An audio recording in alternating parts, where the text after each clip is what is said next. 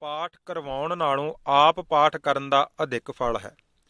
ਸੰਤ ਬਾਬਾ ਕਰਤਾਰ ਸਿੰਘ ਜੀ ਖਾਲਸਾ ਨਾਮ ਅਭਿਆਸ ਕਮਾਈ ਸਮਾਗਮ ਵਿੱਚ ਸਾਰੇ ਜਥੇ ਸਮੇਤ ਸਾਰੇ ਦਿਨ ਹਾਜ਼ਰੀ ਭਰਦੇ ਤੇ ਗੁਰਬਾਣੀ ਦੀ ਕਥਾ ਸੰਗਤਾਂ ਨੂੰ ਸੁਣਾ ਕੇ ਗੁਰੂ ਚਰਨਾਂ ਨਾਲ ਜੋੜਦੇ। ਆਪ ਜੀ ਦੇ ਨਾਲ ਜਥੇ ਦੇ ਸਿੰਘਾਂ ਤੋਂ ਇਲਾਵਾ ਹੋਰ ਵੀ ਪ੍ਰੇਮੀ ਰੂਹਾਂ ਕਥਾ ਕੀਰਤਨ ਤੇ ਨਾਮ ਸਿਮਰਨ ਦੇ ਲਾਹੇ ਪ੍ਰਾਪਤ ਕਰਨ ਲਈ ਉਚੇਚੇ ਤੌਰ ਤੇ ਪੁੱਜਦੀਆਂ ਅਤੇ 8 ਦਿਨ ਗੁਰੂ ਚਰਨਾਂ ਨਾਲ ਆਪਣੀ ਆਤਮਾ ਨੂੰ ਸੁਰ ਕਰਨ ਦੇ ਆਹਰ ਵਿੱਚ ਜੁਟੀਆਂ ਰਹਿੰਦੀਆਂ। ਇਹਨਾਂ ਹੀ ਗੁਰੂ ਪ੍ਰੇਮੀ ਆਤਮਾਵਾਂ ਵਿੱਚੋਂ ਇੱਕ ਮਾਤਾ ਗੁਰਦੀਪ ਕੌਰ ਜੀ ਪਿੰਡ ਸਿਰਹਾਲੀ ਜੋ ਜ਼ਿਲ੍ਹਾ ਅੰਮ੍ਰਿਤਸਰ ਵਿੱਚ ਹੈ, ਉਹ ਉੱਥੋਂ ਸਨ ਜੋ ਗੁਰੂ ਚਰਨਾਂ ਦੇ ਅਤੀ ਪ੍ਰੇਮੀ ਤੇ ਪ੍ਰਭੂ ਮਿਲਾਪ ਦੀ ਤੜਫ ਵਾਲੇ ਸਨ। ਮਾਇਕ ਤੌਰ ਤੇ ਵੀ ਗੁਰੂ ਪਾਤਸ਼ਾਹ ਜੀ ਨੇ ਕਾਫੀ ਖੁੱਲ੍ਹ ਖੇਡ ਬਖਸ਼ੀ ਹੋਈ ਸੀ। ਸਾਰੇ ਜਥੇ ਦੇ ਸਿੰਘਾਂ ਦੇ ਵਸਤਰਾਂ ਦੀ ਤੇ ਹੋਰ ਸਮੱਗਰੀ ਆਦਿ ਨਾਲ ਬੜੇ ਉਤਸ਼ਾਹ ਸਹਿਤ ਸੇਵਾ ਕਰਿਆ ਕਰਦੇ ਸਨ। ਇਹ ਪ੍ਰੇਮੀ ਮਾਤਾ ਜੀ ਵੀ 8 ਦਿਨਾਂ ਨਾਮ ਅਭਿਆਸ ਕਮਾਈ ਸਮਾਗਮ ਦਾ ਆਨੰਦ ਮਾਣਨ ਵਾਸਤੇ ਸ੍ਰੀਮਾਨ ਸੰਤ ਬਾਬਾ ਕਰਤਾਰ ਸਿੰਘ ਜੀ ਖਾਲਸਾ ਭਿੰਡਰਾਂ ਵਾਲਿਆਂ ਦੀ ਪ੍ਰੇਰਨਾ ਸਦਕਾ ਗੁਰਦੁਆਰਾ ਰਾਮਪੁਰ ਖੇੜਾ ਵਿਖੇ ਪੁੱਜੇ। ਸਾਰਾ ਸਮਾਗਮ ਨਾਮ ਸਿਮਰਨ ਕਥਾ ਕੀਰਤਨ ਦਾ ਆਨੰਦ ਮਾਣਿਆ। ਸਮਾਪਤੀ ਤੋਂ 1 ਦਿਨ ਪਹਿਲਾਂ ਉਸ ਸਿਰਹਾਲੀ ਵਾਲੀ ਮਾਤਾ ਨੇ ਬਾਬਾ ਜੀ ਪਾਸੋਂ ਮੰਗ ਕੇ ਉਚੇਚਾ ਸਮਾਂ ਲਿਆ ਤੇ ਬਾਬਾ ਜੀ ਨੂੰ ਬੇਨਤੀ ਕੀਤੀ ਕਿ ਬਾਬਾ ਜੀ, ਮੈਂ ਸੰਤ ਬਾਬਾ ਕਰਤਾਰ ਸਿੰਘ ਜੀ ਤੋਂ ਪਹਿਲਾਂ ਵੱਡੇ ਮਹਾਂਪੁਰਖ ਸੰਤ ਬਾਬਾ ਗੁਰਬਚਨ ਸਿੰਘ ਜੀ ਦੀ ਵੀ ਕਾਫੀ ਸੰਗਤ ਕੀਤੀ ਹੈ। ਮੈਂ ਉਹਨਾਂ ਦੇ ਸਮੇਂ ਹੀ ਗੁਰੂ ਮਹਾਰਾਜ ਜੀ ਦੇ ਚਰਨਾਂ ਵਿੱਚ ਅਰਦਾਸ ਕਰ ਬੈਠੀ ਸਾਂ ਕਿ ਮੈਂ 101 ਸ੍ਰੀ ਅਖੰਡ ਪਾਠ ਕਰਵਾਵਾਂਗੀ। ਵੱਡੇ ਮਹਾਂਪੁਰਖਾਂ ਨੂੰ ਵੀ ਕਈ ਵਾਰ ਬੇਨਤੀ ਕੀਤੀ, ਪਰ ਉਹਨਾਂ ਦੇ ਸਰੀਰ ਵਿੱਚ ਹੁੰਦਿਆਂ ਮੇਰਾ ਇਹ ਫੁਰਨਾ ਸਾਕਾਰ ਨਹੀਂ ਹੋ ਸਕਿਆ। ਉਹਨਾਂ ਤੋਂ ਪਿੱਛੋਂ ਮੈਂ ਕਈ ਵਾਰ ਹੁਣ ਸੰਤ ਬਾਬਾ ਕਰਤਾਰ ਸਿੰਘ ਜੀ ਹੋਰਾਂ ਨੂੰ ਵੀ ਬੇਨਤੀ ਕੀਤੀ ਹੈ ਕਿ ਮੇਰਾ ਸੰਕਲਪ ਜੋ ਮੈਂ ਅਰਦਾਸ ਰੂਪ ਵਿੱਚ ਗੁਰੂ ਚਰਨਾਂ ਵਿੱਚ ਕਰ ਚੁੱਕੀ ਹਾਂ ਪੂਰਾ ਕਰੋ। ਪਰ ਖਾਲਸਾ ਜੀ ਨੂੰ ਪ੍ਰਚਾਰ ਦੇ ਬਹੁਤ ਰੁਝੇਵੇਂ ਹਨ। ਜੇ ਮੈਂ ਉਹਨਾਂ ਨੂੰ ਬਹੁਤਾ ਆਖਦੀ ਹਾਂ ਤਾਂ ਉਹ ਕਹਿੰਦੇ ਹਨ ਕਿ ਮਾਤਾ ਇੱਕ ਬਹੁਤ ਵੱਡਾ ਕੰਮ ਹੈ, ਕਿਤੇ ਮਹੀਨਾ ਭਰ ਪੜਾ ਕਰੀਏ ਤਦ ਇਹ ਕਾਰਜ ਹੋ ਸਕਦਾ ਹੈ। ਸੋ ਮੇਰੀ ਉਮਰ ਵੀ ਵਡੇਰੀ ਹੁੰਦੀ ਜਾ ਰਹੀ ਹੈ, ਸਰੀਰ ਦਾ ਕੋਈ ਭਰੋਸਾ ਨਹੀਂ। ਆਪ ਜੀ ਕਿਰਪਾ ਕਰਕੇ ਮੇਰੀ ਇਸ ਮਜਬੂਰੀ ਦਾ ਕੋਈ ਹੱਲ ਕੱਢੋ। ਮਾਤਾ ਜੀ ਦੇ ਇਹ ਸ਼ਰਧਾ ਭਰੇ ਬਚਨ ਸਰਵਣ ਕਰਕੇ ਬਾਬਾ ਜੀ ਥੋੜਾ ਸਮਾਂ ਚੁੱਪ ਕਰ ਗਏ। ਥੋੜੀ ਖਾਮੋਸ਼ੀ ਪਿੱਛੋਂ ਬਾਬਾ ਜੀ ਨੇ ਉਸ ਮਾਤਾ ਜੀ ਨੂੰ ਕਿਹਾ ਕਿ ਮਾਤਾ ਜੀ, ਖਾਲਸਾ ਜੀ ਨੂੰ ਤਾਂ ਸੱਚਮੁੱਚ ਹੀ ਪ੍ਰਚਾਰ ਦਾ ਬਹੁਤ ਰੁਝੇਵਾਂ ਹੈ। ਕੀ ਤੁਸੀਂ ਆਪ ਗੁਰੂ ਮਹਾਰਾਜ ਜੀ ਦਾ ਪਾਠ ਕਰ ਲੈਂਦੇ ਹੋ? ਤਾਂ ਮਾਤਾ ਜੀ ਨੇ ਆਖਿਆ ਕਿ ਹਾਂ ਬਾਬਾ ਜੀ, ਮੈਂ ਗੁਰੂ ਮਹਾਰਾਜ ਜੀ ਦੀ ਸੰਥਿਆ ਲਈ ਹੋਈ ਹੈ ਤੇ ਆਪ ਗੁਰੂ ਗ੍ਰੰਥ ਸਾਹਿਬ ਜੀ ਦਾ ਪਾਠ ਚੰਗੀ ਤਰ੍ਹਾਂ ਕਰ ਸਕਦੀ ਹਾਂ। ਬਾਬਾ ਜੀ ਖੁਸ਼ ਹੋ ਕੇ ਬੋਲੇ, ਮਾਤਾ ਫਿਰ ਤਾਂ ਗੱਲ ਹੀ ਬਣ ਗਈ। ਤੁਸੀਂ ਹੋਰ ਪਾਸੇ ਦੀ ਝਾਕ ਛੱਡ ਕੇ ਹਰ ਮਹੀਨੇ ਇੱਕ ਸਹਿਜ ਪਾਠ ਦਾ ਭੋਗ ਪਾ ਲਿਆ ਕਰੋ ਤੇ ਪਾਠ ਪ੍ਰੇਮ ਨਾਲ ਸੁਣ ਕੇ ਕਰਿਆ ਕਰੋ। ਫਿਰ ਵੇਖਣਾ ਕਿ ਪਾਠ ਕਰਵਾਉਣ ਨਾਲੋਂ ਆਪ ਪਾਠ ਕਰਨ ਨਾਲ ਕਿੰਨਾ ਜ਼ਿਆਦਾ ਲਾਭ ਹੁੰਦਾ ਹੈ। ਮਾਤਾ ਜੀ ਕਹਿਣ ਲੱਗੇ ਕਿ ਮੈਂ ਤਾਂ ਅਖੰਡ ਪਾਠਾਂ ਦੀ ਅਰਦਾਸ ਕੀਤੀ ਹੋਈ ਹੈ। ਬਾਬਾ ਜੀ ਕਹਿਣ ਲੱਗੇ, ਗੁਰੂ ਮਹਾਰਾਜ ਜੀ ਜਾਣੀ ਜਾਣ ਹਨ, ਉਹ ਸਾਡੀ ਸਾਰੀ ਮਜਬੂਰੀ ਨੂੰ ਸਮਝਦੇ ਹਨ। ਜੇ ਤੁਸੀਂ ਅਖੰਡ ਪਾਠ ਕਰਵਾ ਵੀ ਲਵੋ, ਸਾਰੇ ਪਾਠ ਤਾਂ ਤੁਸੀਂ ਸੁਣ ਨਹੀਂ ਸਕਣੇ। ਜੇ ਤੁਸੀਂ ਆਪ ਕਰੋਗੇ ਤਾਂ ਸ਼ਰਧਾ ਭਾਵਨੀ ਨਾਲ ਸਹਿਜੇ ਸਹਿਜੇ ਸੁਣ ਕੇ ਜਦੋਂ ਕਰੋਗੇ, ਇਸ ਤਰ੍ਹਾਂ ਕਰਨ ਨਾਲ ਗੁਰੂ ਮਹਾਰਾਜ ਜੀ ਦੀ ਜ਼ਿਆਦਾ ਪ੍ਰਸੰਨਤਾ ਹੋਵੇਗੀ। ਸੋ ਭਰਮ ਨਾ ਕਰੋ, ਤੁਸੀਂ ਸ਼ੁਰੂ ਕਰ ਦੇਵੋ, ਫਿਰ ਵੇਖਣਾ ਕਿ ਆਪ ਪਾਠ ਕਰਨ ਨਾਲ ਕਿੰਨਾ ਲਾਭ ਮਿਲਦਾ ਹੈ। ਮਾਤਾ ਜੀ ਨੇ 7 ਬਚਨ ਕਹਿ ਕੇ ਪਿੰਡ ਜਾ ਕੇ ਸਹਿਜ ਪਾਠ ਪ੍ਰਾਰੰਭ ਕਰ ਦਿੱਤੇ। ਮਹੀਨੇ ਤੋਂ ਪਹਿਲਾਂ ਹੀ ਪਾਠ ਦਾ ਭੋਗ ਪਾ ਲੈਂਦੇ। ਅਜੇ ਚੌਥਾ ਸਾਲ ਹੀ ਸਹਿਜ ਪਾਠ ਕਰਦਿਆਂ ਬੀਤਿਆ ਸੀ। ਤਕਰੀਬਨ 50 ਪਾਠਾਂ ਤੋਂ ਵੀ ਘੱਟ ਹੀ ਸਹਿਜ ਪਾਠ ਕੀਤੇ ਸਨ। ਗੁਰੂ ਮਹਾਰਾਜ ਜੀ ਨੇ ਉਸ ਮਾਤਾ ਨੂੰ ਪ੍ਰਤੱਖ ਦਰਸ਼ਨ ਬਖਸ਼ਿਸ਼ ਕੀਤੇ। ਸ਼ਾਂਤੀ, ਸਹਿਜ, ਖੁਸ਼ੀ ਅਤੇ ਹੋਰ ਆਤਮਿਕ ਅਵਸਥਾਵਾਂ ਤਾਂ ਦੂਸਰੇ ਸਾਲ ਹੀ ਗੁਰੂ ਮਹਾਰਾਜ ਜੀ ਨੇ ਬਖਸ਼ਿਸ਼ ਕਰ ਦਿੱਤੀਆਂ ਸਨ। ਬਖਸ਼ਿਸ਼ ਪ੍ਰਾਪਤ ਕਰਨ ਉਪਰੰਤ ਮਾਤਾ ਜੀ ਬਾਬਾ ਜੀ ਪਾਸ ਵੀ ਆਏ ਤੇ ਬਾਬਾ ਜੀ ਦੇ ਉੱਤਰਾਧਿਕਾਰੀ ਬਾਬਾ ਸੇਵਾ ਸਿੰਘ ਜੀ ਇੱਥੇ ਲਿਖਦੇ ਨੇ ਕਿ ਉਹਨਾਂ ਦੇ ਦਰਸ਼ਨ ਉਹਨਾਂ ਨੇ ਵੀ ਕੀਤੇ। ਸੋ ਕੋਲ ਬੈਠਿਆਂ ਹੀ ਮਾਤਾ ਜੀ ਪਾਸੋਂ ਸ਼ਾਂਤੀ ਮਿਲਿਆ ਕਰਦੀ ਸੀ। ਚਿਹਰੇ ਤੇ ਜਲਾਲ ਸੀ ਤੇ ਬਿਰਤੀ ਹਰ ਸਮੇਂ ਗੁਰੂ ਪਿਆਰ ਵਿੱਚ ਭਿੱਜੀ ਰਹਿੰਦੀ। ਲਗਾਤਾਰ ਸਿਮਰਨ ਚੱਲਦਾ ਰਹਿੰਦਾ।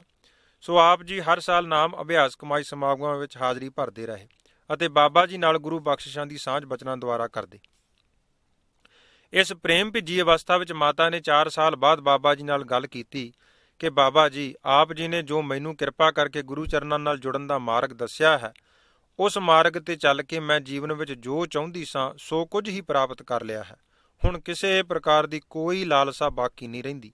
ਪਰ ਹੁਣ ਮੇਰੀ ਇੱਕ ਮਜਬੂਰੀ ਹੈ। ਇੱਕ ਤਾਂ ਵਡੇਰੀ ਉਮਰ ਕਾਰਨ, ਦੂਸਰੇ ਹੁਣ ਨਾਮ ਸਿਮਰਨ ਨਿਰੰਤਰ ਗੁਰੂ ਮਿਹਰ ਨਾਲ ਜਾਰੀ ਹੋ ਗਿਆ ਹੈ। ਮੇਰੇ ਪਾਸੋਂ ਬਹੁਤਾ ਸਮਾਂ ਪਾਠ ਨਹੀਂ ਹੁੰਦਾ। ਕਿਰਪਾ ਕਰਕੇ ਦੱਸੋ ਕਿ ਹੁਣ ਜਿਹੜੇ ਬਾਕੀ ਅਜੇ 40-45 ਦੇ ਕਰੀਬ ਪਾਠ ਰਹਿੰਦੇ ਹਨ, ਉਹ ਕਿਵੇਂ ਮੈਂ ਪੂਰੇ ਕਰਾਂ ਤਾਂ ਜੋ ਇਹ ਸ਼ੰਕਾ ਵੀ ਮੇਰੇ ਮਨ ਵਿੱਚੋਂ ਨਿਵਰਤ ਹੋ ਜਾਵੇ। ਬਾਬਾ ਜੀ ਨੇ ਮਾਤਾ ਜੀ ਦੀ ਬੇਨਤੀ ਸੁਣੀ।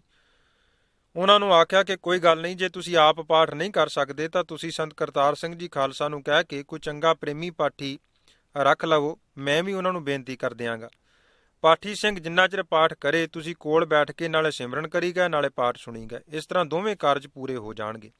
ਇੱਕ ਤੁਹਾਡਾ ਸੰਕਲਪ ਵੀ ਪੂਰਾ ਹੋ ਜਾਵੇਗਾ, ਦੂਸਰੇ ਇਸ ਤਰ੍ਹਾਂ ਤੁਹਾਨੂੰ ਗੁਰੂ ਮਹਾਰਾਜ ਜੀ ਦੀ ਹਰ ਰੋਜ਼ ਸੰਗਤ ਕਰਨ, ਬਚਨ ਸੁਣਨ ਤੇ ਸਿਮਰਨ ਕਰਨ ਨਾਲ ਹੋਰ ਜ਼ਿਆਦਾ ਆਤਮਿਕ ਲਾਭ ਪ੍ਰਾਪਤ ਹੋਵੇਗਾ। ਬਾਬਾ ਜੀ ਦੇ ਮਨ ਨੂੰ ਵੀ ਬਾਬਾ ਜੀ ਦੀ ਇਹ ਤਜਵੀਜ਼ ਬਹੁਤ ਚੰਗੀ ਲੱਗੀ। ਮਾਤਾ ਜੀ ਆ ਮੁਹਾਰੇ ਕਹਿਣ ਲੱਗੀ, ਬਾਬਾ ਜੀ ਤੁਸੀਂ ਤਾਂ ਮੇਰੇ ਅੰਦਰ ਦੀ ਗੱਲ ਜਾਣ ਲਈ ਹੈ। ਹੁਣ ਮੈਨੂੰ ਗੁਰਬਾਣੀ ਪੜ੍ਹਨ ਨਾਲੋਂ ਗੁਰਬਾਣੀ ਸੁਣ ਕੇ ਜ਼ਿਆਦਾ ਆਨੰਦ ਆਉਂਦਾ ਹੈ। ਗੁਰਬਾਣੀ ਸੁਣਨ ਨਾਲ ਜੇ ਸਿਮਰਨ ਵਿੱਚ ਕੁਝ ਢਿੱਲ ਵੀ ਹੋਵੇ ਤਾਂ ਉਹ ਦੂਰ ਹੋ ਜਾਂਦੀ ਹੈ ਤੇ ਨਾਮ ਦੀ ਰੌਂ ਦੂਣ ਸਵਾਈ ਚੱਲ ਪੈਂਦੀ ਹੈ। ਬਾਬਾ ਜੀ ਕਹਿਣ ਲੱਗੇ, ਬਾਣੀ ਪੜ੍ਹਨ ਤੇ ਪ੍ਰੇਮ ਨਾਲ ਬਾਣੀ ਸੁਣਨ ਵਿੱਚ ਕੋਈ ਫਰਕ ਨਹੀਂ, ਗੱਲ ਸਾਰੀ ਧਿਆਨ ਦੀ ਹੈ। ਜੇ ਬਾਣੀ ਧਿਆਨ ਨਾਲ ਸੁਣੀ ਜਾਵੇ ਤਾਂ ਗੁਰੂ ਪਾਤਸ਼ਾਹ ਜੀ ਤਾਂ ਹਰ ਰੋਜ਼ ਆਪਾਂ ਨੂੰ ਸੁਣਿਆ ਦੀਆਂ 4 ਪੌੜੀਆਂ ਵਿੱਚ ਸੁਣਨ ਦਾ ਕਿੰਨਾ ਮਹਾਤਮ ਦੱਸਦੇ ਹਨ। ਗੁਰੂ ਪਾਤਸ਼ਾਹ ਤਾਂ ਹਰ ਪੌੜੀ ਦੇ ਅਖੀਰ ਵਿੱਚ ਇਸ ਗੱਲ ਦੀ ਪ੍ਰੋੜਤਾ ਮੁੜ-ਮੁੜ ਕੇ ਕਰਦੇ ਹਨ ਕਿ ਜੋ ਬਾਣੀ ਪ੍ਰੇਮ ਨਾਲ ਸੁਣਦਾ ਹੈ ਉਸ ਦੇ ਸਾਰੇ ਦੁੱਖਾਂ ਤੇ ਪਾਪਾਂ ਦਾ ਨਾਸ ਹੋ ਜਾਂਦਾ ਹੈ। ਉਸ ਨੂੰ ਸਦਾ ਲਈ ਸਦੀਵੀ ਖੇੜਾ, ਸਦੀਵੀ ਖੁਸ਼ੀ ਪ੍ਰਾਪਤ ਹੋ ਜਾਂਦੇ ਹਨ। ਨਾਨਕ ਭਗਤਾਂ ਸਦਾ ਵਿਗਾਸ, ਸੁਣੈ ਦੁਖ ਪਾਪ ਕਾ ਨਾਸ। ਤਥਾ ਧੰਨ ਗੁਰੂ ਰਾਮਦਾਸ ਸਾਹਿਬ ਸੋਢੀ ਸੁਲਤਾਨ ਕਾਨੜਾ ਰਾਗ ਵਿੱਚ ਹੁਕਮ ਕਰਦੇ ਹਨ, ਗੁਰਬਾਣੀ ਸੁਣਤ ਮੇਰਾ ਮਨ ਦਰਵਿਆ, ਮਨ ਭੀਨਾ ਨਿਜ ਘਰ ਆਵੈ ਗੋ। ਅਨੰਦ ਸਾਹਿਬ ਵਿੱਚ ਆਪਾਂ ਰੋਜ਼ ਪੜ੍ਹਦੇ ਹਾਂ, ਦੁੱਖ ਰੋਗ ਸੰਤਾਪ ਉਤਰੇ ਸੁਣੀ ਸੱਚੀ ਬਾਣੀ। ਤਥਾ ਸੁਣਤੇ ਪੁਨੀਤ ਕਹਿਤੇ ਪਵਿੱਤ, ਸਤਿਗੁਰ ਰਹਿਆ ਭਰਪੂਰੇ। ਇਸ ਬਚਨ ਨੂੰ ਮੰਨਣ ਨਾਲ ਮਾਤਾ ਜੀ ਨੂੰ ਹੋਰ ਆਤਮਿਕ ਉੱਚਤਾ ਪ੍ਰਾਪਤ ਹੋਈ। ਸੋ ਆਪਾਂ ਨੂੰ ਵੀ ਇਸ ਗੱਲ ਵੱਲ ਉਚੇਚਾ ਧਿਆਨ ਦੇਣਾ ਚਾਹੀਦਾ ਹੈ ਕਿ ਰਿਵਾਜ ਜਾਂ ਗਿਣਤੀ ਪੂਰੀ ਕਰਨ ਦੇ ਨਾਲੋਂ ਆਪ ਪ੍ਰੇਮ ਨਾਲ ਬਾਣੀ ਪੜ੍ਹਨ ਅਤੇ ਸੁਣਨ ਨਾਲ ਅਧਿਕ ਲਾਭ ਪ੍ਰਾਪਤ ਹੁੰਦਾ ਹੈ। ਨਿਰਾ ਲੋਕ ਦਿਖਾਵੇ ਲਈ ਪੜ੍ਹਨ ਨੂੰ ਗੁਰੂ ਪਾਤਸ਼ਾਹ ਜੀ ਨੇ ਵੀ ਖੰਡਨ ਕੀਤਾ ਹੈ। ਧੰਨ ਗੁਰੂ ਅਰਜਨ ਦੇਵ ਸਾਹਿਬ ਜੀ ਦਾ ਸੋਰਠ ਰਾਗ ਵਿੱਚ ਇਹ ਫਰਮਾਨ ਸਾਡਾ ਦਿਸ਼ਾ ਨਿਰਦੇਸ਼ ਕਰਦਾ ਹੈ ਕਿ ਪਾਠ ਪੜ੍ਹਿਓ ਅਰ ਵੇਦ ਵਿਚਾਰਿਓ, ਨਿਵਲ ਭਵੰਗਮ ਸਾਧੇ, 5 ਜਨਾ ਸਿਉ ਸੰਗ ਨਾ ਛੁਟਕਿਓ, ਅਦਕ ਅਹਮ ਬੁੱਧ ਬਾਧੇ ਪਿਆਰੇ, ਇਨ ਬਿਦ ਮਿਲਣ ਨਾ ਜਾਈ, ਮੈਂ ਕੀਏ ਕਰਮ ਅਨੇਕਾਂ, ਹਾਰ ਪਰਿਓ ਸੁਆਮੀ ਕੈ ਦੁਆਰਾ, ਦੀਜੈ ਬੁੱਧ ਬਵੇਕਾ।